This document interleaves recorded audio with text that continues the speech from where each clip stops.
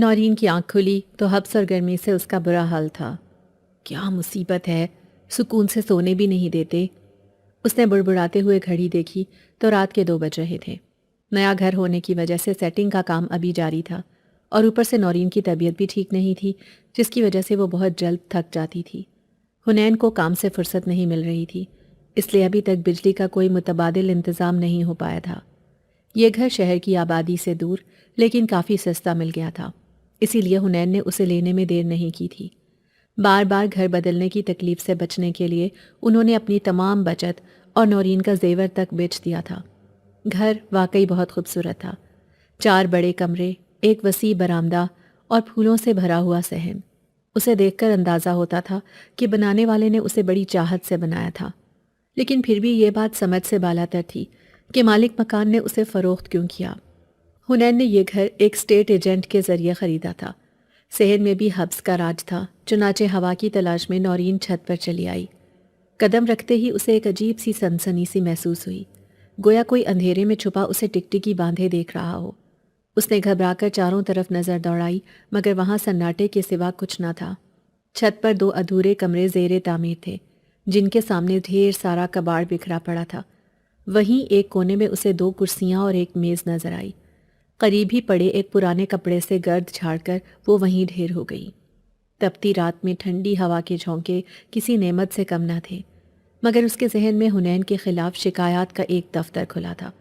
اس نے پکا ارادہ کر لیا کہ صبح ہوتے ہی وہ UPS نہ لگوانے پر حنین کی خوب کلاس لے گی۔ وہ دل ہی دل میں حنین پر کڑ رہی تھی کہ وہ تو نائٹ شفٹ پر چلا جاتا ہے اور اسے یہاں اکیلا اس مصیبت میں چھوڑ دیتا ہے۔ چارجنگ لائٹ بھی جواب دے چکی تھی اور بجلی آنے کی کوئی امید نظر نہیں آ رہی تھی۔ اسی تھکن اور پریشانی میں نورین کی آنکھ لگ گئی۔ نیند میں اسے کسی کے کراہنے کی آواز سنائی دی، جیسے کوئی شدید تکلیف میں ہو۔ جب وہ چونک کر جاگی تو رات کے 4 بج چکے تھے۔ ہر طرف پھیلے سناٹے میں وہ آواز اب بالکل صاف سنائی دے رہی تھی۔ نورین کا دل خوف سے دھڑکنے لگا۔ اس نے سوچا کہ اس وقت چھت پر اس کے سوا کوئی نہیں ہے، تو پھر یہ آواز کہاں سے آ رہی ہے؟ وہ تیزی سے نیچے جانے کے لیے مڑی، لیکن تبھی ان زیر تعمیر کمروں کے اندر سے آتی کسی کی آواز نے اسے سکتے میں ڈال دیا۔ وہ کوئی عورت تھی جو مدد کے لیے پکار رہی تھی۔ نورین نے اپنے بچپن میں اپنی دادی سے جنوں اور بھوتوں کی خوفناک کہانیاں سن رکھی تھیں۔ دوسرا ویرانے میں بنا ہوا یہ گھر اس کے لیے پہلے دن سے ہی بہت عجیب تھا۔ صفائی کرتے ہوئے اسے وہاں سے طرح طرح کی قدیم چیزیں مل رہی تھیں۔ اس نے آواز کو نظر انداز کر کے نیچے جانے کی ٹھان لی، لیکن اس عورت نے ایک دم سے خدا کے نام پر مدد کرو کہہ کر اس کا دل جیسے مٹھی میں لے لیا۔ اس نے گہری سانس لی، ہاتھ میں پکڑے ہوئے فون کی ٹارچ آن کر کے وہ ایک ایک قدم پھونک پھونک کر اٹھاتی ہوئی کمرے کی طرف چلی۔ کمرے میں ہر طرف کاٹ کباڑ پھیلا ہوا تھا، مکڑی کے جالے بری طرح ہر چیز کو گھیرے ہوئے تھے۔ اسے کچھ بھی نظر نہیں آیا۔ وہ کسی بھی چیز کو چھونے سے گریز کر رہی تھی۔ اس نے دل ہی دل میں خدا کو یاد کیا اور آواز دے کر پوچھا، کون ہے یہاں؟ اچانک باہر درخت سے کوئی بہت بھاری پرندہ اڑ کر شور کرتا ہوا ایک طرف کو چلا گیا۔ اندھیرے اور سناٹے میں اس کی آواز دور تک گونج اٹھی۔ نورین کا سانس جیسے سینے میں اٹک کر رہ گیا۔ اسے ایک تھکی ہوئی اور تکلیف سے بھری آواز سنائی دی، میری مدد کرو، مجھے یہاں قید کیا گیا ہے۔ اب تو نورین کو یقین ہو گیا کہ یہ کوئی انسانی آواز نہیں، بلکہ اس ویران مکان میں ضرور کوئی نہ کوئی آسیبی مخلوق موجود ہے۔ وہ دل ہی دل میں سوچنے لگی کہ ابھی بھی وقت ہے، یہاں سے واپس پلٹ جاؤں۔ اس نے ابھی پیچھے ہٹنے کے لیے قدم اٹھایا ہی تھا کہ پھر سے اسی عورت کی دکھ بھری آواز سنائی دی، خدا کے لیے میری مدد کرو، مجھ سے خوفزدہ مت ہو، میں وعدہ کرتی ہوں کہ تمہیں کوئی نقصان نہیں پہنچاؤں گی، اور اگر تم مجھے میرے لوگوں تک پہنچا دو گی تو میں تمہاری مدد بھی کروں گی۔ یہ سن کر نورین وہیں ٹھہر گئی۔ اس نے اپنی پوری ہمت جمع کی اور زور سے پوچھا، تم کون ہو اور کہاں پر موجود ہو؟ مجھے تم یہاں کہیں نظر نہیں آ رہی۔ یہ سنتے ہی اس نے زور زور سے کوئی چیز بجانی شروع کر دی۔ یوں لگ رہا تھا جیسے کوئی لکڑی کے دروازے پر ہاتھ مار رہا ہو۔ نورین اب دھیان سے کمرے میں پڑی ہوئی تمام چیزوں کو دیکھنے لگی تو اسے شٹرنگ میں استعمال ہونے والی لکڑیوں کے نیچے ایک لکڑی کا صندوق بنا ہوا نظر آیا۔ وہ اپنے پاؤں جماتے ہوئے آگے بڑھی اور صندوق کے پاس پہنچ کر کہنے لگی، کیا تم یہاں اس صندوق میں موجود ہو؟ تم کون ہو اور میں تمہیں یہاں سے کیسے آزاد کرواؤں؟ وہ عورت کہنے لگی، صندوق کے اوپر ایک کاغذ رکھا ہے جس کے اوپر بھاری وزن رکھا ہوا ہے، تم وہ پتھر ہٹا دو اور اس کاغذ کو احتیاط سے اٹھا لو۔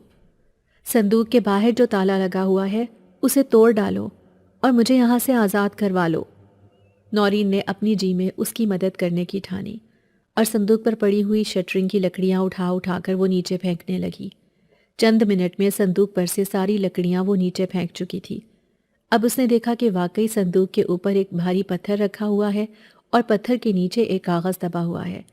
اس نے خوب زور لگا کر وہ پتھر نیچے پھینکا اور کاغذ بھی اٹھا لیا۔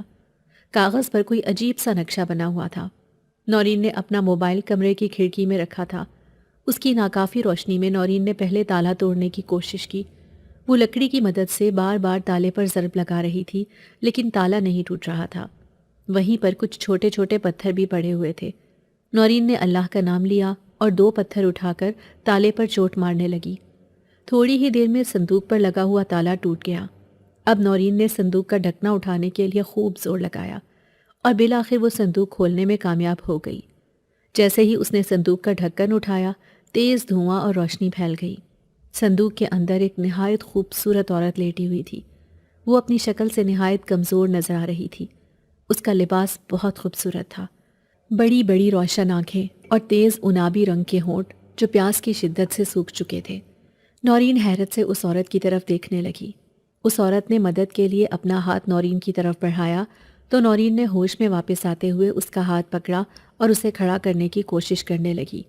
اس کا وجود بالکل ہلکا پھلکا تھا۔ نورین کو لگا جیسے اس نے کسی بچے کا ہاتھ تھام لیا ہو۔ نورین نے اسے سہارا دے کر صندوق سے باہر نکالا۔ تھوڑی دیر کے بعد نورین اس عورت کے ساتھ اپنے کمرے میں بیٹھی ہوئی تھی۔ جیسے ہی وہ عورت نورین کے ساتھ اس کے کمرے میں داخل ہوئی تھی، ایک دم سے لائٹ بھی آ گئی تھی۔ وہ عورت جگہ جگہ سے بری طرح زخمی تھی۔ اس کے چہرے پر بھی کافی چوٹوں کے نشان تھے۔ نورین نے اسے پانی لا کر دیا تو وہ نورین کی طرف دیکھ کر مسکرانے لگی اور کہنے لگی، شکریہ پیاری لڑکی، میں یہاں کافی عرصے سے بند ہوں اور تم سے پہلے میں نے جس کو بھی مدد کے لیے پکارا وہ ڈر کر ہمیشہ بھاگ جاتا تھا۔ تم وہ پہلی لڑکی ہو جس نے نہ صرف میری مدد کی بلکہ مجھے اس قید سے بھی آزاد کروایا۔ صبح کی اذانیں ہو رہی تھیں۔ نورین نے اس کی طرف دیکھ کر کہا، آپ بتائیں آپ کون ہیں اور اس صندوق میں کب سے بند ہیں؟ وہ عورت نورین کو بتانا شروع ہوئی، میرا نام انمول ہے، میں شہنشاہ جنات کی ملکہ ہوں۔ یہ 5 سال پہلے کی بات ہے کہ ہمارے محل میں ایک نئی کنیز داخل ہوئی جو کہ بہت زیادہ خوبصورت تھی۔ اس نے اپنی خدمت اور محبت کے ذریعے میرا اور شہنشاہ جنات کا دل جیت لیا۔ وہ ہماری شاہی خوابگاہ میں بنا اجازت کے آ سکتی تھی۔ میری طبیعت ان دنوں بہت زیادہ خراب رہنے لگی تھی۔ میں امید سے ہوئی، لیکن مجھے کمزوری اور طبیعت خرابی کی وجہ سے ہر وقت نیند محسوس ہوتی۔ میں اپنا زیادہ وقت کمرے میں گزارنے لگی تھی۔ شہنشاہ جنات ان دنوں مجھ سے دور اور ناراض رہنے لگے تھے، حالانکہ ان کی بھی خواہش تھی کہ وہ بہت جلد باپ بن جائیں۔ میں اپنی کنیز سارا پر اعتماد کر کے اسے اپنے محسوسات بتاتی رہتی تھی۔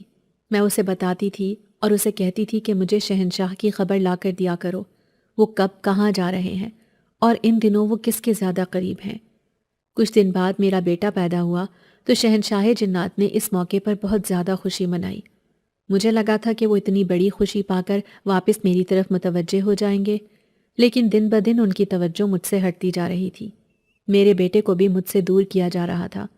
میں جب محل سے باہر نکلی تو یہ دیکھ کر مجھے بہت حیرت ہوئی کہ میری کنیز سارا کی اہمیت اس محل میں حد سے زیادہ بڑھ چکی ہے، اور پہلے جو ساری چیزیں مجھ سے پوچھ کر کی جاتی تھیں اب ان کے لیے سارا کی اجازت لی جاتی ہے۔ مجھے یہ دیکھ کر حیرت کا شدید جھٹکا لگا، کیونکہ میں تو اسے اپنی چھوٹی بہنوں کی طرح چاہتی تھی۔ اور پھر ایک روز میں نے خود اپنی آنکھوں سے دیکھا کہ وہ شہنشاہ کے ساتھ اس کی خوابگاہ میں تھی۔ بہت وقت بیت گیا تھا۔ میری سب سے بڑی طاقت میرے شوہر میرے ہاتھ سے نکل چکے تھے۔ میں نے اس موقع پر بہت زیادہ شور شرابہ کیا۔ میرے ماں باپ اور خاندان کے بڑوں نے اس معاملے کو حل کرنے کی کوشش کی، لیکن سارا نے اس قدر خوبصورتی سے بات موڑ دی کہ میرے خاندان والے میرے ہی خلاف ہو گئے۔ سارا نے انہیں بتایا کہ میں شہنشاہ جنات کو زہر دینے کے لیے اسے بھاری انعام کی پیشکش کر چکی ہوں، اور وہ میرا اعتماد جیتنے کے لیے ہی شہنشاہ جنات کے قریب ہوئی تھی، لیکن وہ نہیں چاہتی تھی کہ ان کی جان کو کوئی خطرہ ہو، اور جب میں نے سارا کو ایسا کرنے پر مجبور کیا تو اس نے یہ سب کچھ شہنشاہ جنات کو بتا دیا۔ اس نے اپنے ساتھ کافی ساری کنیزوں کو ملا لیا تھا۔ سب نے مل کر میرے خلاف گواہی دے دی اور میں مجرم ثابت ہو گئی۔ میں نہیں جانتی کہ شہنشاہ جنات کو ساری حقیقت کا علم تھا یا وہ بھی سارا کی محبت میں مجبور ہو کر ان کا ساتھ دے رہے تھے۔ انہوں نے مجھ سے میرا بیٹا چھین کر مجھے محل سے باہر نکال دیا۔ میں اپنے ماں باپ کے پاس رہنے چلی گئی، مگر مجھے دن رات اپنے بیٹے کی یاد ستاتی تھی۔ اسی لیے میں اپنی ممتا سے مجبور ہو کر ایک روز چھپ کر شاہی محل میں داخل ہو گئی۔ میں صرف اپنے بیٹے کو پیار کر کے وہاں سے واپس نکلنا چاہتی تھی، مگر عین وقت پر مجھ پر پہرے داروں کی نظر پڑ گئی اور انہوں نے مجھے پکڑ کر جنات کے سامنے پیش کر دیا۔ میں مجرموں کی طرح اس سارا کے سامنے کھڑی تھی جو کچھ روز پہلے میری کنیز تھی۔ شہنشاہ جنات نے بھی میری اس حرکت پر مجھے سزا دینے کا فیصلہ کر لیا اور یوں مجھے میری ساری طاقت چھین کر اس ویرانے میں لا کر پھینک دیا گیا۔ جس جگہ پر یہ گھر تعمیر ہو رہا ہے، یہاں پر جب مزدوروں نے کھدائی کی تو ان کو یہ صندوق ملا۔ صندوق کے اوپر جو کاغذ رکھا گیا ہے وہ کوئی نقشہ نہیں ہے، بلکہ وہ سارا کا بنایا ہوا طلسماتی تعویذ ہے، جس کی وجہ سے میرا بیٹا اور میرے ماں باپ میری خوشبو پا کر مجھ تک کبھی نہیں پہنچ سکتے تھے۔ اس گھر کے مالک نے مزدوروں کو بھاری رقم دے کر انہیں یہاں سے رخصت کر دیا اور خود اس صندوق کو کھولنے کی کوشش کرنے لگا، لیکن صندوق پر لگا ہوا تالا ان سے کھل نہیں پایا۔ مجھے اس ویرانے میں پھینکنے سے پہلے سارا نے ایک خاص زہریلی دوا مجھے زبردستی پلائی تھی تاکہ میں ہوش میں نہ آ سکوں اور پھر ایسے ہی مر جاؤں۔ جب اس گھر کا مالک تالا توڑنے کی کوشش کر رہا تھا تو ایک روز اچانک سے غلطی سے اس کے ہاتھ سے اس کے خون کا قطرہ نکل کر اس صندوق پر جا گرا اور صندوق کا طلسماتی عنصر ختم ہو گیا۔ جیسے ہی صندوق کا طلسم ختم ہوا، ایک دم سے میں ہوش میں آ گئی اور مدد کے لیے زور زور سے چلانے لگی، جس کی وجہ سے ڈر کر وہ مکان مالک صندوق چھوڑ کر اسی وقت وہاں سے بھاگ نکلا۔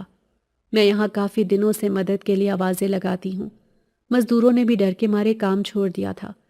سارا کے مددگار جنات کو شاید اس بات کا علم ہو گیا تھا کہ میں ہوش میں آ گئی ہوں، اسی لیے اس نے اس گھر میں رہنے والے لوگوں کو پریشان کرنا شروع کر دیا تاکہ وہ یہاں رہ نہ سکیں۔ بس اسی وجہ سے وہ مالک مکان اس گھر کو بند کر کے چلا گیا۔ تم اگر میری مدد کرو تو میں واپس اپنے ماں باپ کے پاس جا سکتی ہوں اور میں تمہارے اس احسان کا بدلہ تمہیں ضرور دوں گی۔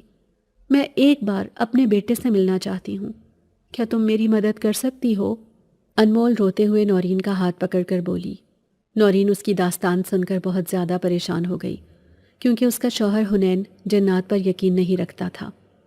کیونکہ جب نورین نے اس ویرانے میں گھر لینے کے وقت کہا تھا کہ میں اس گھر میں اکیلی کیسے رہوں گی، تب بھی حنین نے سختی سے اس سے کہا تھا کہ ڈر اور خوف کچھ بھی نہیں ہوتا، یہ انسان کا اپنا وہم ہوتا ہے۔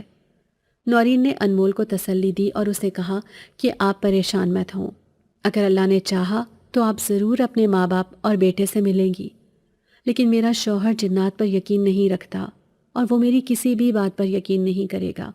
مجھے سمجھ نہیں آ رہا کہ میں آپ کی مدد کیسے کر سکتی ہوں۔ انمول اپنی آنکھیں بند کر کے کچھ دیر کچھ پڑھنے لگی، پھر ایک دم اپنی آنکھیں کھول کر کہنے لگی، تم میری مدد کر سکتی ہو نورین، کیونکہ تمہارے بابا ایک زمانے میں بہت بڑے عامل رہ چکے ہیں۔ اگر تم چاہو تو اپنے بابا کی مدد سے مجھے میری دنیا میں واپس بھجوا سکتی ہو۔ انمول کی یہ باتیں سن کر نورین حیران رہ گئی۔ وہ اسے کہنے لگی کہ آپ کیسی باتیں کر رہی ہیں؟ میرے بابا کو تو فوت ہوئے اتنے سال ہو چکے ہیں اور مجھے تو میرے چھوٹے ماموں نے پالا ہے، میرے بابا بھلا کیسے آپ کی مدد کر سکتے ہیں؟ یہ سن کر انمول مسکرانے لگی اور کہنے لگی، تمہارے بابا زندہ ہیں نورین، تمہارے ماموں نے جان بوجھ کر تمہاری ماں کی پراپرٹی پر قبضہ کرنے کے لیے اسے ان کے شوہر سے دور کیا اور پھر تمہاری ماں سے جھوٹ کہا کہ تمہارے بابا نے انہیں چھوڑ دیا ہے۔ یہ سن کر تمہاری ماں پہلے تو صدمے میں رہی، پھر ان سے نفرت کرنے لگی۔ تمہارے ماموں نہیں چاہتے تھے کہ تم کبھی اپنے باپ سے ملو، اسی لیے انہوں نے ہی تمہاری ماں کو مجبور کیا کہ وہ تمہیں یہ بتا دیں کہ تمہارے بابا اس دنیا میں نہیں ہیں۔ انمول کی یہ باتیں سن کر نورین کو ایک دم سے غصہ آ گیا اور وہ سخت لہجے میں کہنے لگی، مجھ سے جھوٹ مت بولیں آپ، میرے ماموں مجھ سے اتنا زیادہ پیار کرتے ہیں، وہ مجھے اپنی سگی اولاد کی طرح چاہتے ہیں اور اسی لیے تو انہوں نے میری شادی اپنی بیٹے سے کروائی ہے، کیونکہ وہ مجھے خود سے دور نہیں بھیجنا چاہتے تھے۔ وہ مجھ سے اتنا بڑا جھوٹ کیسے بولیں گے کہ میرے بابا زندہ ہیں اور وہ مجھے کہہ دیں کہ میرے بابا فوت ہو گئے ہیں؟ نورین کی یہ بات سن کر انمول ہنسنے لگی۔ وہ کہنے لگی، پیاری لڑکی، اپنا ہاتھ میرے ہاتھ میں دو، میں تمہیں ابھی تمہارے بابا سے ملواتی ہوں۔ نورین نے ایک لمحے کے لیے کچھ سوچا، پھر اپنا ہاتھ انمول کے ہاتھ میں دے دیا۔ انمول نے اسے اپنی آنکھیں بند کرنے کو کہا۔ جیسے ہی نورین نے اپنی آنکھیں بند کیں تو اس نے دیکھا کہ ایک بہت ہی خوبصورت بزرگ اس وقت ایک پیاری سی مسجد میں بیٹھ کر بچوں کو درس قرآن دے رہے ہیں۔ نورین کو ایک دم سے یاد آیا کہ ان بزرگ کی شکل اسی تصویر سے ملتی ہے جو اس کی ماما نے اسے یہ کہہ کر دی تھی کہ یہ واحد تصویر ہے جو تمہارے بابا کی ہم پرانے گھر سے لا سکے ہیں۔ ان کی شکل نورین میں بھی مل رہی تھی۔ ایک دم سے نورین کو لگا جیسے وہ بھی نورین کو دیکھ رہے ہیں۔ نورین تیز آواز میں بابا کہتی ہوئی ان کی طرف بڑھی۔ اس کے جسم کو تیز جھٹکا لگا اور اس کی ایک دم سے آنکھیں کھل گئیں۔ نورین واپس اپنے ہی گھر میں موجود تھی۔ انمول اس کے پاس بیٹھ کر مسکرا رہی تھی۔ نورین کی آنکھوں میں آنسو آ گئے۔ اب اسے سمجھ آ رہا تھا کہ ماموں اکثر گھر کے کونے کونے میں تعویذ کیوں دباتے رہتے تھے اور اس کی امی دن بدن کمزور کیوں ہوتی جا رہی تھی۔ وہ جب بھی اپنی ماں کے ساتھ ڈاکٹر کے پاس جاتی اور ڈاکٹر سے کہتی کہ آپ کی دوائیں اثر کیوں نہیں کر رہی، تو وہ ڈاکٹر ہر بار نورین کو تسلی دے کر یہی کہتا تھا کہ اس بار دوائیں ضرور اثر کریں گی۔ اور جب بھی وہ ماموں سے کہتی کہ اس ڈاکٹر کے ہاتھ میں شفا نہیں ہے تو ہم امی کو کہیں اور دکھا لیتے ہیں، تو ماموں ہیلے بہانوں سے نورین کو کہتے کہ نہیں، یہ ڈاکٹر بہت اچھا ہے۔ کئی بار اسے محسوس ہوتا تھا کہ ماموں امی کی دوائیوں میں کچھ رد و بدل کرتے نظر آتے ہیں۔ نورین کے پوچھنے پر وہ اسے کہہ دیتے تھے کہ میں تمہاری ماں کی دواؤں پر دم کرتا ہوں تاکہ تمہاری ماں جلدی صحت یاب ہو جائے۔ دنیا کی نظر میں وہ نورین سے اور اس کی ماں سے بے تحاشا محبت کرتے تھے۔ اسے اکثر محسوس ہوتا تھا کہ حنین اپنے باپ سے کھچا کھچا سا رہتا ہے۔ کئی بار اس نے حنین اور تایا کی باتیں سنی تھی۔ حنین کہتا تھا کہ وہ اپنی بیوی کو کما کر کھلا سکتا ہے اور اسے کسی قسم کا لالچ نہیں ہے۔ حنین اپنے گھر کے ماحول سے اتنا تنگ تھا کہ اس نے شادی کے فوراً بعد اپنے شہر کی نوکری کو چھوڑ کر کراچی میں نوکری ڈھونڈی اور وہ ضد کر کے نورین کو بھی اپنے ساتھ لے آیا تھا۔ اس بات پر نورین کا دل اس سے بہت برا ہو گیا تھا کہ وہ اپنی بیمار ماں کو چھوڑ کر کیسے اپنے شوہر کے ساتھ چلی جائے، لیکن حنین نے اسے سختی سے کہا تھا کہ اگر وہ اس کے ساتھ کراچی نہیں گئی تو وہ اسے زبردستی اپنے ساتھ لے جائے گا۔ ماموں بعض اوقات مامی سے دبے دبے الفاظ میں غصہ کرتے ہوئے سنائی دیتے تھے۔ وہ ان سے کہہ رہے ہوتے تھے کہ میں یہ سب کس کے لیے کر رہا ہوں، اسی بے وقوف لڑکے حنین کے لیے نا۔ نورین گمسم بیٹھی ہوئی تھی۔ اسے اب بھی اچھی طرح یاد ہے کہ اس کے بابا گھر پہنچتے ہی اسے اتنی شدت سے پیار کرتے تھے۔ وہ 7 سال کی تھی جب ماموں ایک دن اچانک اس کی اماں کو لینے ان کے گھر پہنچے تھے اور انہیں بابا کی اجازت لیے بنا ان کے ساتھ نانی کے گھر جانا پڑا تھا۔ نانا ان دنوں شدید بیمار تھے۔ کچھ ہی دن بعد نانا کا انتقال ہو گیا تھا۔ انمول جو کافی دیر سے بیٹھ کر نورین کے چہرے کے تاثرات دیکھ رہی تھی، اس نے ایک دم سے نورین سے کہا، پریشان مت ہو نورین، جلد ہی تمہاری ساری پریشانی اور مشکلیں حل ہو جائیں گی اور تم اپنے بابا سے بھی مل سکو گی۔ نورین کو لگا جیسے یہ جن زادی اس کے لیے ایک نعمت ہے۔ نہ وہ آج اس سے ملتی اور نہ اسے یہ معلوم ہوتا کہ اس کے والد زندہ ہیں۔ اسے ایک دم انمول کی نازک حالت کا احساس ہوا اور اس نے فکرمندی سے اس سے پوچھا، آپ کو کس چیز کی ضرورت ہے؟ آپ مجھے بتائیں، مجھ سے جو ہو سکے گا میں آپ کے لیے کروں گی۔ یہ سن کر انمول نے مسکرا کر اس کو دیکھا۔ وہ بولی، پیاری لڑکی، اس وقت تو مجھے بہت تیز بھوک لگی ہے۔ یہ سن کر نورین تیزی سے کچن کی طرف گئی۔ اس نے رات ہی بہت مزیدار بڑے کا گوشت بنایا تھا۔ اسے معلوم تھا کہ جنات ہم انسانوں کی خوراک نہیں کھاتے، لیکن اس نے وہ گوشت اور گھر میں جو بھی کھانے پینے کا سامان تھا لا کر انمول کے سامنے رکھ دیا۔ انمول اس سے کہنے لگی کہ وہ اس وقت انسانی روپ میں ہے اور انسانی غذا ہی کھا سکتی ہے۔ صبح ہونے والی تھی۔ حنین کے گھر پہنچنے سے پہلے ہی نورین انمول کو ایک کمرے میں لے آئی۔ وہ نہیں چاہتی تھی کہ وہ حنین کو فی الحال کچھ بھی بتائے۔ جیسے ہی حنین گھر میں داخل ہوا، اسے ایک عجیب سی خوشبو محسوس ہوئی، جیسے کوئی لکڑی جل رہی ہو۔ نورین کچن میں ناشتہ بنا رہی تھی۔ حنین سیدھا اس کے پاس پہنچا اور اسے اپنی باہوں میں لے کر اس کے ماتھے پر پیار کیا۔ اس نے مسکرا کر اس سے پوچھا کہ کیسی گزری رات بیگم ہمارے بنا؟ وہ ہر روز گھر پہنچتے ہی نورین کو ایسے ہی اپنی باہوں میں لے لیتا تھا۔ وہ بچپن سے اس لڑکی سے محبت کرتا آیا تھا۔ نورین نے اسے زور سے دھکا دیا اور غصے سے کہنے لگی، کیسی گزرنی چاہیے رات؟ حبس اور شدید گرمی میں بنا لائٹ کے؟ آپ کو کب ٹائم ملے گا کہ آپ یو پی ایس لگوا کر دیں گے؟ اتنا بڑا گھر، گرمی اور اوپر سے شدید اندھیرا، آپ کو میرا خیال ہے کہ میں ساری رات کیسے گزارتی ہوں؟ نورین کا گلا روندھ گیا۔ حنین کو اپنی کوتاہی کا فوراً احساس ہوا اور وہ دونوں کان پکڑ کر نورین کے سامنے جھک گیا اور کہنے لگا، بس بیگم، آج کی چھٹی پکی سمجھو، آج ہی تمہارا یہ کام کروا دیتا ہوں، بس جلدی سے مجھے ناشتہ دے دو تاکہ میں 2-3 گھنٹے سو جاؤں، دن میں جلدی اٹھ کر میں فوراً یہ کام کر دوں گا۔ نورین کی بھی عادت تھی کہ وہ چھوٹی سی بات کو بڑا نہیں بناتی تھی۔ اس نے اپنی آنکھیں صاف کیں اور مسکرا کر حنین کی طرف دیکھا اور کہنے لگی، آپ جا کر فریش ہو لیں، میں ناشتہ لے کر آتی ہوں، آج میں نے آپ کی پسند کے آلو کے پراٹھے بنائے ہیں۔ حنین خوشی خوشی اپنا بیگ لیے کمرے کی طرف بڑھ گیا۔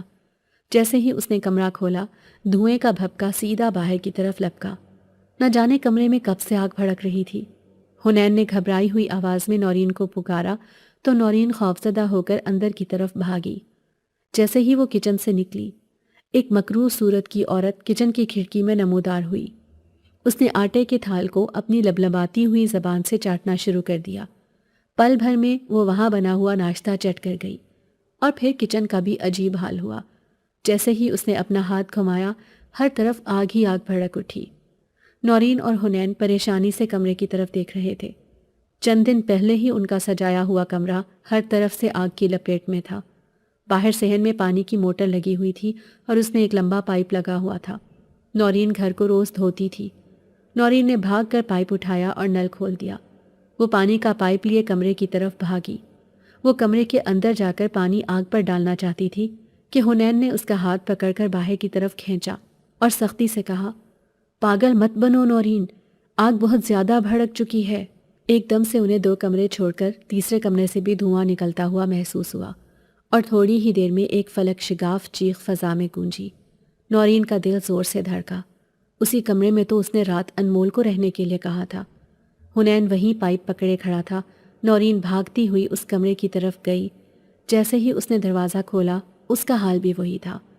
ایک دم سے اسے زور سے برتنوں کے گرنے کی آواز سنائی دی۔ اس نے پیچھے مڑ کر دیکھا تو کچن میں بھی آگ لگ چکی تھی۔ دیکھتے ہی دیکھتے گھر کے چاروں کونوں میں آگ بھڑک چکی تھی۔ حنین جو یہ سمجھ رہا تھا کہ شاید نورین نے کوئی بد احتیاطی کی ہو، اسی لیے کمرے میں آگ لگی، اس نے جب چاروں کونوں میں بھڑکتی ہوئی آگ دیکھی تو وہ سمجھ گیا کہ یہ معاملہ کچھ اور ہی ہے۔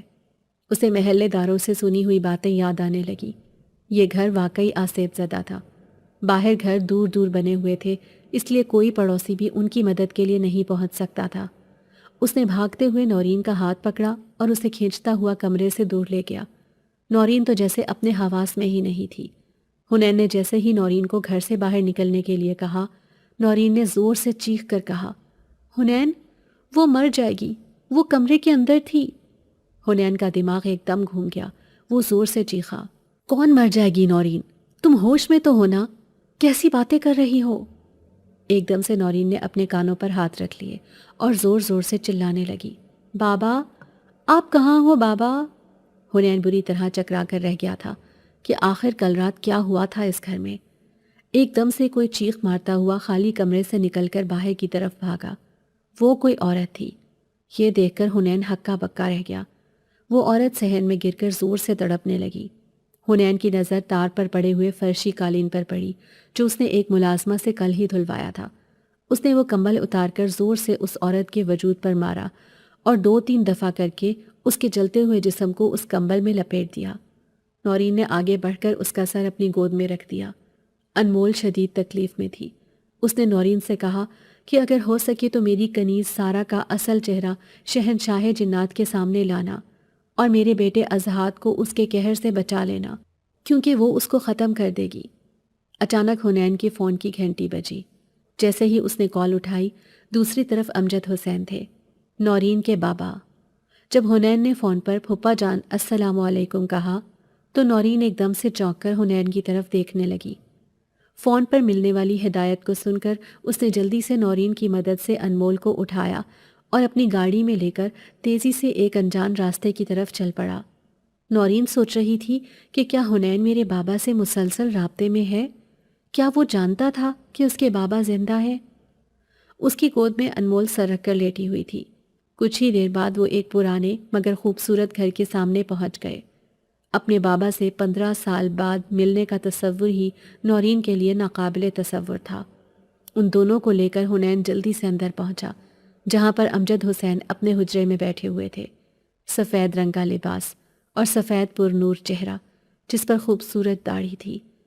امجد حسین کی آنکھوں میں بھی آنسو تھے۔ اپنی جان سے پیاری بیٹی کو اپنے سامنے دیکھ کر وہ ضبط نہ کر سکے۔ انہوں نے آگے بڑھ کر اپنی بیٹی کے ماتھے پر پیار کیا۔ نورین کچھ بول ہی نہ پائی۔ اس نے مضبوطی سے اپنے بابا کا ہاتھ پکڑ رکھا تھا، جیسے وہ پھر سے کہیں گم ہو جائیں گے۔ امجد حسین نے نورین کی طرف اشارہ کیا اور انمول کے پاس بیٹھ کر اس کے سر پر ہاتھ رکھ کر کچھ پڑھنا شروع کیا۔ جیسے جیسے وہ پڑھتے جا رہے تھے، انمول کی تکلیف میں کمی ہوتی جا رہی تھی۔ پھر انہوں نے اپنے پاس پڑی ہوئی مٹی کو اٹھا کر انمول پر چھڑکا۔ انمول نے اپنی آنکھیں کھول لی تھی۔ وہ بہت عقیدت کے ساتھ امجد حسین کو دیکھ رہی تھی۔ برسوں پہلے امجد حسین اور انمول ایک دوسرے کی مدد کیا کرتے تھے۔ وہ لوگ جن کو سرکش جنات پریشان کرتے تھے، انمول کی مدد سے امجد حسین ان لوگوں کا علاج کرتے تھے۔ وہ بہت رنجیدہ تھے انمول کی یہ حالت دیکھ کر۔ وہ اپنی آنکھیں بند کر کے منہ ہی منہ میں کچھ پڑھنے لگے۔ تھوڑی دیر کے بعد پریشانی کے ساتھ انہوں نے اپنی آنکھیں کھول دیں۔ انمول کے پاس بہت تھوڑا وقت تھا۔ امجد حسین کا دل بھی اداس ہو گیا اور وہ رنجیدہ نظر آنے لگے۔ انمول ان کی طرف دیکھ کر مسکرائی اور کہنے لگی، حضرت، واپسی کا وقت ہو گیا ہے۔ خدا نے اتنی ہی زندگی دی تھی، بس میرے بیٹے کو اس ظالم جنزادی سے بچا لیجیے گا اور میرے شوہر کو اس کی حقیقت بتا دیجیے گا۔ پھر انمول نے نورین کا ہاتھ اپنے ہاتھ میں لیا، اپنے گلے میں پہنا ہوا خوبصورت ہار اتارا اور اس پر کچھ پڑھنے لگی۔ تھوڑی دیر میں انمول کے ہاتھ میں ایک خوبصورت تاج تھا۔ اس نے نورین کے سر پر وہ تاج رکھنے کے لیے اٹھنا چاہا۔ نورین نے اس کا ہاتھ تھام کر اسے سہارا دے دیا۔ انمول مسکراتے ہوئے اس کے سر پر تاج رکھ کر کہنے لگی، یہ میرا تحفہ ہے تمہارے لیے۔ تمہارے پاس جب تک یہ تاج رہے گا، سمجھ لینا کہ یہ دنیا تمہارے قدموں میں ہوگی۔ تم جو چاہو اس کا استعمال کر سکتی ہو، لیکن مجھے تم پر یقین ہے۔ تم ایک خوبصورت اور نیک دل کی مالک لڑکی ہو۔ تم کبھی بھی اس تاج کا غلط استعمال نہیں کرو گی۔ نورین نے اس سے وعدہ کر لیا۔ تھوڑی ہی دیر میں ان سب کی نظروں کے سامنے انمول نے دم توڑ دیا۔ وہ تینوں ہی افسردہ سے بیٹھے تھے۔ امجد حسین نے اپنی بیٹی کو اپنے ماضی کے بارے میں بتانا شروع کیا۔ انہوں نے بتایا کہ نورین کے نانا ایک بہت پہنچے ہوئے عامل تھے۔ ان کے پاس ڈھیر موکلات تھے، لیکن انہوں نے زندگی بھر کبھی کسی کا برا نہیں چاہا تھا۔ انہوں نے ہمیشہ دکھی لوگوں کی مدد کی تھی۔ امجد حسین انہی کے ایک محنتی شاگرد تھے۔ استاد محترم نے جب شاگرد کی نیک نیتی دیکھی تو اپنی قوتیں انہیں سونپنا چاہیں، لیکن نورین کے ماموں قاسم کو یہ برداشت نہیں تھا۔ قاسم کے نزدیک دولت ہی اس کا دین اور ایمان تھی۔ اس نے اپنے والد پر زور دینا شروع کر دیا کہ وہ یہ تمام علم اس کو منتقل کرے تاکہ وہ ایک اچھی زندگی گزار سکے اور اس علم کے ذریعے وہ انسانوں اور جنات پر حکومت کر سکے۔ اقبال حسین جو نورین کے نانا تھے، انہوں نے اپنے بیٹے کے دل میں یہ کالک دیکھ لی تھی۔ وہ نہیں چاہتے تھے کہ وہ ایسی ذمہ داری اس کو دیں جس کے ذریعے وہ انسانوں اور جنات کا جینا حرام کر دے۔ اقبال حسین نے اپنے بیٹے قاسم کو بہت سمجھانا چاہا، لیکن وہ اپنی ضد پر اڑ گیا تھا۔ اقبال حسین کو خدشہ تھا کہ اگر قاسم کو یہ طاقتیں مل گئیں تو وہ ان کا غلط استعمال کرے گا۔ اسی لیے انہوں نے اپنی بیٹی مہوش کی شادی امجد حسین سے کر کے انہیں رخصت کر دیا۔ وہ امجد حسین کو اپنی خلافت دے چکے تھے۔ قاسم کو روحانی علوم کے بارے میں معلومات تو تھی ہی، لیکن منفی رجحان کی وجہ سے اس نے آکاش بنگالی جیسے کالے علوم کے ماہر سے رابطہ کیا۔ اس آکاش بنگالی نے قاسم کو کہا کہ اگر وہ اپنے باپ کی طاقتیں حاصل کر لے تو اس دنیا میں وہ اپنا ایک نام بنا سکتا ہے، لوگ اس کے محتاج ہوں گے اور وہ جب چاہے کوئی بھی ناممکن کام ممکن بنا دے گا۔ لیکن اس کے لیے ضروری ہے کہ اقبال حسین کو راستے سے ہٹایا جائے، کیونکہ ان کے جیتے جی تو قاسم کبھی بھی اپنے مقصد میں کامیاب نہیں ہو سکتا تھا۔ وہ مر جاتے لیکن قاسم کو کسی کالی شکتی کے ہاتھ نہ چڑھنے دیتے۔ بس اسی روز سے قاسم نے اپنے سگے باپ سے ہی بیر باندھ لیا۔ اس نے ان کے کھانے پینے میں ایسی چیزیں شامل کی کہ ایک دم سے ان کے موکلات ان کے باغی ہو گئے۔ پھر اس نے انہیں سلو پوائزن کرنا شروع کر دیا۔ جب تک امجد حسین کو معلوم ہوا تب تک بہت دیر ہو چکی تھی۔ اقبال حسین نے اپنی زندگی میں ہی اپنی تمام وراثت اپنی بیٹی اور داماد کے نام کر دی تھی۔ قاسم کو اس چیز پر بھی بہت غصہ تھا۔ ان دنوں امجد حسین شمالی علاقہ جات میں ایک چلہ کرنے کے لیے گئے ہوئے تھے تاکہ اقبال حسین کو قاسم کے چنگل سے بچا سکیں۔ ان کی بیوی مہوش بھائی کی حقیقت سے بالکل بے خبر تھی۔ وہ روتے دھوتے اپنی بہن کو لینے پہنچے اور اسے کہا کہ ابا جان اپنی زندگی کی آخری سانسیں لے رہے ہیں۔ ساتھ ہی اس کا برین بھی واش کیا کہ یہ سب کیا دھرا امجد کا ہے۔ اس نے یہ سب اس لیے کیا ہے تاکہ وہ ان کی دولت کے ساتھ ساتھ ان کی روحانی وراثت کا بھی مالک بن جائے۔ مہوش کو اپنے شوہر کے مذہبی رجحان کی وجہ سے ان سے شروع دن سے ہی اختلاف تھا۔ جب اس نے اپنے سگے بھائی کے منہ سے یہ باتیں سنی تو وہ اپنے شوہر کے خلاف ہو گئی۔ تب سے اب تک وہ میکے میں تھی اور قاسم ساری دولت جائیداد کا تنہا وارث بننے کے خواب دیکھ رہا تھا۔ اقبال حسین کی موت نے امجد حسین کو پریشان کر دیا۔ انہوں نے اپنی بیوی سے ملنے کی بہت کوششیں کی لیکن وہ انہیں اپنی باپ کی موت کا ذمہ دار سمجھ کر اس سے نفرت کرنے لگی تھی۔ ایک کے بعد ایک انکشافات نے نورین کو حیران کر کے رکھ دیا تھا۔ وہ سکتے میں سن رہی تھی۔ بابا نے بتایا کہ اب مہوش بیگم کو بھی ان کا سگا بھائی سلو پوائزن کر رہا ہے۔ یہ سن کر نورین تڑپ اٹھی۔ جب بابا نے بتایا کہ حنین اس کا ماموزاد نہیں بلکہ قاسم نے ایک جنات کے خاندان کو اپنا قیدی بناتے ہوئے اس پورے خاندان کو مار ڈالا تھا اور حنین انہی جنات کا بیٹا ہے، نورین نے خوفزدہ نظروں سے حنین کی طرف دیکھا اور حنین یہ دیکھ کر غمزدہ ہو گیا۔ قاسم کبھی باپ نہیں بن سکتا، لیکن اس نے اپنی بیوی کو ہمیشہ اسی وہم میں رکھا کہ وہ ماں نہیں بن سکتی، اور پھر حنین کو لا کر اس کی گود میں ڈال دیا۔ چند سال بعد ہی امجد حسین کا حنین کے ساتھ رابطہ ہو گیا تھا۔ تب سے اب تک وہ قاسم کے گھر میں رہتے ہوئے اس کی بے خبری میں نورین اور اس کی ماں کی حفاظت کر رہا تھا۔ امجد حسین نے حنین کا شکریہ ادا کیا کہ اس نے ان کی بیٹی کو ان تک بحفاظت پہنچا دیا۔ اب انہوں نے حنین کے ذمے لگایا کہ وہ جلد از جلد جا کر انمول کی دشمن سارا کو ختم کرے اور ساتھ ہی شہنشاہ جنات کو اس کی اصلیت سے بھی آگاہ کرے۔ ازہاد کے پاس موجود طاقتوں کے استعمال کے لیے سارا نے یہ سارا کھیل رچایا تھا، کیونکہ وہ بچہ ایک خاص وقت میں پیدا ہونے کی وجہ سے اس وقت پوری دنیا کے جنات سے زیادہ طاقتور ہے، اور اگر سارا نے اس کے ذہن پر قبضہ کر کے اسے اپنا تابع کر لیا تو پھر پوری دنیا میں کوئی بھی اس کو شکست دینے والا نہیں بچے گا۔ حنین نے سعادت مندی سے اپنے سر کو جھکایا اور امجد حسین کی اجازت لے کر وہاں سے چلا گیا۔ نورین خالی خالی نظروں سے اسے دیکھتی رہی۔ جب وہ دھواں بن کر اس کی نظروں سے غائب ہوا، اس کے بابا نے اس کے کندھے پر ہاتھ رکھ کر اسے حوصلہ دیا۔ انہوں نے کہا کہ بیٹی، خدا پر یقین رکھو، جلد ہی سب کچھ ٹھیک ہو جائے گا۔ تمہاری ماں کے پاس موجود میرے موکلات اس کو زہریلی ادویات کے اثر سے محفوظ رکھے ہوئے ہیں، لیکن تمہارے ماموں کو شک نہ ہو اسی لیے تمہاری ماں کو بیماروں کی حالت میں رکھا ہوا ہے۔ یہ سنتے ہی نورین خوش ہو گئی۔ اسے اپنے بچپن کا وہ وقت یاد آیا جب وہ اپنے ماں باپ کے ساتھ ان کے شمالی علاقہ جات میں بنے کاٹیج میں پرسکون زندگی گزارتی تھی۔ اس کا گھر زمین پر جنت جیسا تھا۔ اس نے دل کی گہرائیوں سے دعا مانگی کہ اللہ پاک سب کچھ پہلے جیسا ٹھیک کر دے۔ اپنے ماموں قاسم کے لیے اس کا دل بے حد اداس تھا کہ وہ خون کے رشتوں کو فراموش کر کے کس طرح سنگ دل بن چکا ہے، لیکن وہ بدی کے راستے پر اس قدر آگے نکل چکا تھا کہ اب اس کی واپسی ممکن نہیں تھی۔ جیسے ہی حنین کوہ کاف پہنچا، سارا کے چھوڑے ہوئے محافظوں نے اسے گھیر لیا، لیکن اس کے ساتھ اس کے استاد کی دعا بھی تھی اور نیکی کی طاقت بھی۔ وہ ان سب کو اپنے راستے سے ہٹاتا ہوا شاہی محل میں پہنچ گیا۔ سارا نے خوب واویلا مچایا اور شہنشاہ جنات کے کان بھرنے کی کوشش کی کہ یہ نوجوان جو ساری عمر اپنے قبیلے سے دور رہا ہے، انسانوں کے ساتھ رہ کر یہ انہی کی طرح ظالم اور دھوکے باز بن چکا ہے، آپ اس کی بات نہ سنیں۔ لیکن شہنشاہ جنات کو انمول کی موت کی خبر مل چکی تھی۔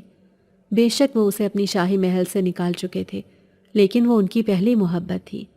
اس کی موت کا سن کر وہ بہت اداس اور تھکے ہوئے محسوس ہو رہے تھے۔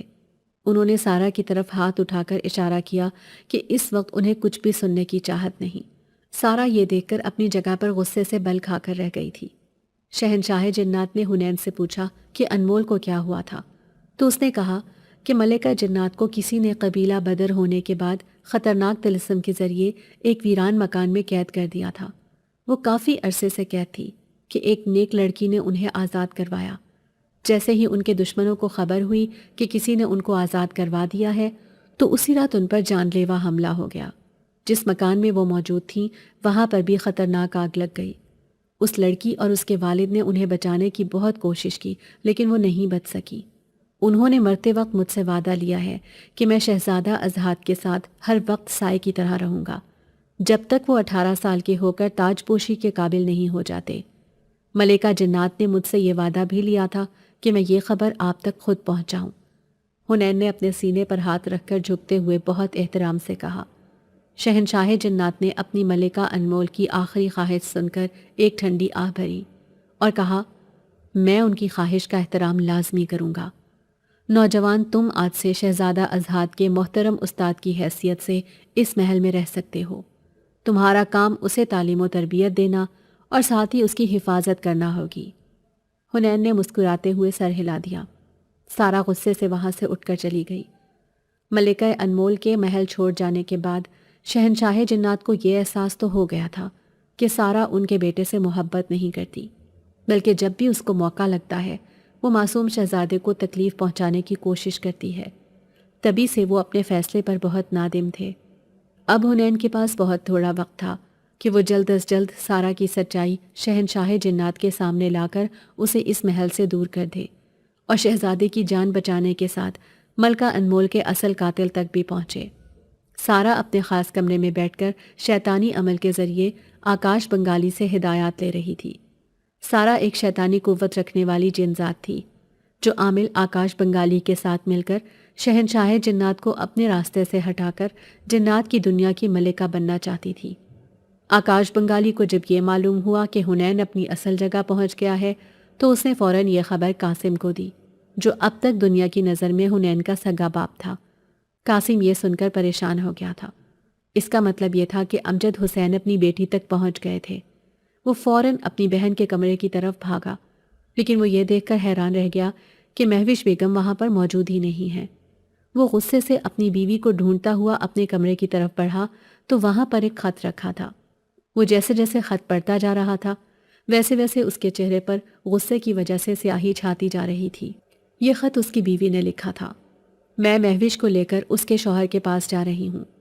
ساری عمر مجھے اس تکلیف میں مبتلا رکھنے کے بعد کہ میں کبھی ماں نہیں بن سکتی، میں پھر بھی تمہارے ساتھ مخلص رہی۔ حنین نے سگا بیٹا نہ ہوتے ہوئے بھی مجھے ہمیشہ عزت اور احترام دیا، لیکن جب سے مجھے تمہارے اصلی روپ کے بارے میں پتہ چلا ہے میں تمہارے ساتھ رہنے سے بہتر مر جانے کو سمجھتی ہوں۔ طاقت اور دولت کے حصول کے لیے جو انسان اپنے سگے باپ کی جان لے سکتا ہے اور اپنی سگی بہن کو جانتے بوجھتے موت کے منہ میں دھکیل سکتا ہے، وہ اپنی بیوی کے لیے مخلص کیسے ہو سکتا ہے؟ تمہارے سارے اعمال کا بدلہ تمہیں اسی دنیا میں ملے گا۔ ہمیں ڈھونڈنے کی کوشش مت کرنا، کیونکہ جب تک تم یہ خط پڑھو گے ہم دونوں تمہارے سے بہت دور جا چکے ہوں گے۔ قاسم نے غصے میں اس خط کے ٹکڑے ٹکڑے کر کے پھینک دیے۔ اس کی ساری عمر کی محنت اور ریاضت ضائع ہو گئی تھی۔ وہ فوراً آکاش بنگالی کی طرف بھاگا۔ وہ چاہتا تھا کہ شیطانی موکلات اس کی مدد کر کے اسے اس مشکل وقت سے نکالیں، لیکن وہ نہیں جانتا تھا کہ وہ کالی طاقتوں کا ماہر عامل اسی کی جان کا دشمن بن کر اس کا انتظار کر رہا ہے۔ امجد حسین اپنے چلے کا آغاز کر چکے تھے۔ حنین شہنشاہ جنات کے محل میں اس خاص گھڑی کا منتظر تھا جب امجد حسین اسے وہ خاص عمل کرنے کی اجازت دیتے جس کے ذریعے وہ سارا کا اصلی روپ شہنشاہ جنات کے سامنے لے آتا۔ 3 دن بعد چاند کی 14 تاریخ تھی۔ دوسری طرف جیسے ہی قاسم آکاش بنگالی کے پاس پہنچا اس نے اسے قیدی بنا کر رکھ لیا۔ قاسم کالا جادو کرنے کی وجہ سے بہت سے غلط کام کر چکا تھا، رشتوں کے ساتھ دغا، شیطان کے پجاریوں کو خوش کرنے کے لیے اور نہ جانے کون کون سے غیر انسانی عمل کر چکا تھا، لیکن ابھی بھی وہ آکاش بنگالی کا محتاج تھا جو چاند کی 14 تاریخ کو اس کی بلی دینے والا تھا۔ قاسم اندھیرے کمرے میں پڑا اپنی موت کا انتظار کر رہا تھا۔ دوسری طرف تینوں خواتین مل کر امجد حسین کے ساتھ دن رات عبادات میں مصروف رہتی اور دعا کرتی کہ حنین اپنے مقصد میں کامیاب ہو کر لوٹے۔ سب سے برا حال نورین کا تھا جو حنین سے بے حد محبت کرتی تھی۔ سارا بھی انتظار میں تھی کہ کب چاند کی 14 تاریخ ہو اور وہ انمول کے بیٹے شہزادے ازہاد کی قربانی دے کر پوری دنیا کے جنات پر اپنی حکومت قائم کر سکے۔ حنین اس کے ناپاک ارادے جانتا تھا، اسی لیے وہ ننھے شہزادے کو ہر وقت اپنے ساتھ رکھ رہا تھا۔ مغرب کی نماز کے بعد امجد حسین حصار کھینچ کر پڑھائی کے لیے بیٹھ گئے۔ انہوں نے اپنی بیٹی، بیوی اور بھاوج کو بھی تاکید کی کہ وہ اس حصار سے باہر بھول کر بھی قدم نہ رکھیں، چاہے ان کو دھوکہ دینے کے لیے کچھ بھی دکھایا جائے۔ وہ ثابت قدمی سے اپنی جگہ بیٹھی رہیں۔ سارا نے شام کے وقت ہی شہنشاہ جنات کو ایک خاص محلول دے دیا تھا، جس سے وہ ایک دم گہری نیند سو گئے تھے۔ سارا اپنی مکروہ شکل میں واپس آ چکی تھی۔ اس نے شہزادے کی قربانی دینے کے لیے اس تالاب کا انتخاب کیا جہاں پر ملکہ بن کر وہ اپنی کنیزوں کے جھرمٹ میں بیٹھتی تھی۔ محل کی تمام کنیزیں اور غلام ڈرے سہمے سے تھے۔ انہیں کچھ نہایت غلط ہونے کا احساس ہو رہا تھا، لیکن ان کی طاقتیں تقریباً ان سے چھن چکی تھیں۔ حنین نے اپنے ساتھ کچھ وفادار جنات کو ملا لیا تھا۔ اس نے انہیں بتا دیا تھا کہ ان کے شہزادے کی زندگی خطرے میں ہے۔ آکاش بنگالی بھی ایک ویران پہاڑی پر قاسم کو لے کر پہنچ گیا تھا۔ اس نے آگ کا الاؤ جلا لیا تھا جہاں اس کے غلیظ موکلات موجود تھے، جو اس کے ایک اشارے پر امجد حسین اور اس کے گھر والوں کو ختم کرنے کے لیے تیار تھے۔ نیکی اور بدی کی جنگ میں ہمیشہ نیکی کی جیت ہوتی ہے۔ امجد حسین نے مسکرا کر اپنی بیوی، بیٹی اور بھابھی کی طرف دیکھا اور انہیں خدا پر یقین رکھنے کو کہا۔ جیسے ہی سارا نے دہکتی ہوئی آگ پر اپنے خون کے قطرے ڈالے، وہاں شیطانی موکلات حاضر ہو گئے۔ تھوڑی دیر میں حنین اور شہزادے کو پکڑ کر اس کے سامنے لایا گیا۔ شہزادہ ازہاد بری طرح سے ڈر کر رونے لگ گیا تھا۔ وہ حنین کے ساتھ بری طرح چپکا ہوا تھا۔ اپنی سوتیلی ماں کی بگڑی ہوئی شکل دیکھ کر وہ سمجھ گیا تھا کہ وہ اس کی ماں نہیں بلکہ کوئی کالی شکتیوں کی پجارن ہے۔ جیسے ہی چاند پورا روشن ہوا، سارا زور زور سے کوئی عمل دہرانے لگی۔ اس کے سامنے بھی آگ کا الاؤ روشن تھا۔ اس نے اپنے شیطانی موکلات کو اشارہ کیا۔ وہ حنین کی طرف تیزی سے جھپٹے اور بچے کو چھیننے کی کوشش کرنے لگے۔ حنین کے ایک ہاتھ میں طلسماتی تلوار تھی اور دوسرے ہاتھ میں ایک تھیلی تھی۔ جیسے ہی وہ شیطانی مخلوق اس پر حملہ آور ہوئی، تلوار کے ایک ہی وار نے سب کی گردن تن سے جدا کر دی۔ سارا یہ دیکھ کر حیران رہ گئی۔ اس نے اپنے ہاتھ پر کچھ پڑھ کر حنین کی طرف جیسے ہی پھونک ماری، عین اسی وقت حنین نے اپنے ہاتھ میں پکڑی ہوئی تھیلی سے ایک خاص مٹی نکال کر سیدھی اس کی آنکھوں کی طرف پھینک دی۔ سارا اتنی بری طرح چلانے لگی جیسے وہ مٹی نہیں بلکہ تیزاب ہو۔ جیسے ہی مٹی نے اس کے جسم کو چھوا، وہ بری طرح زخمی ہو گئی۔ حنین نے ایک بار پھر مٹی نکال کر اس جلتی ہوئی آگ پر پھینکی جو ایک دم سے بجھ گئی۔ اب حنین ثابت قدمی سے آگے بڑھا۔ اس نے سارا کی گردن پر وار کیا۔ پلک جھپکتے ہی اس کے پورے جسم کو آگ لگ گئی۔ آکاش بنگالی کے بھیجے گئے موکلات نے امجد حسین اور اس کے گھر والوں کو ڈرانے کی خوب کوشش کی، لیکن وہ لوگ مسلسل پڑھائی کرتے رہے۔ جیسے ہی سارا کا خاتمہ ہوا، آکاش چونک پڑا۔